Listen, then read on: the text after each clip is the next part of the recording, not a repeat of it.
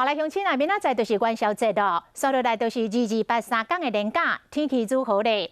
讲伫这个假期的前半段，受到东北风的影响，会来落雨，气温嘛会来落降。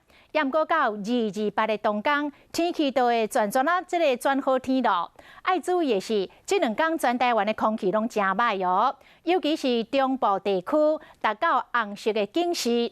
所以咱中部的乡亲，若是会当这2天尽量莫出外去活动。头前画面规个蒙雾，互人看无是云还是大雾。这毋是风景，是空气变歹。尤其元宵节进前吹东风，对这方面的东部空气品质无受大影响。毋过伫咧风尾西半部，正做假日仔庄，空气散袂开。到红色警示的所在，包括中部的头份、嘉义和斗南，民众上好踮伫厝内，感觉色提醒包括竹苗、云嘉南和高雄、屏东有过敏体质，嘛上好踮伫厝。在我们的西半部属于背风侧，风力都比较微弱的情况之下，有一些局部污染物扩散的情况，条件就不是那么好，相对来说，空气品质就可能会受到一些影响。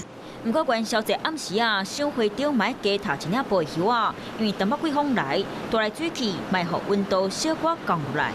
未来这一周天气的变动是比较快的大概2天左右就会有一波系统来影响我们，尤其是从25到27号以及3月1号，在我们的西半部以及金门或马祖，有可能因为低云或雾影响到能见度。元宵节日是天气真好，暗时就会变天。拜六日2连假开始，东半部嘛是会落雨，气温凉凉。不过假期的上尾2天，天气愈来愈好，风嘛变少。若上班日开始，会有另外一波冷空气来，民众拢要加注意，所落来天气变化。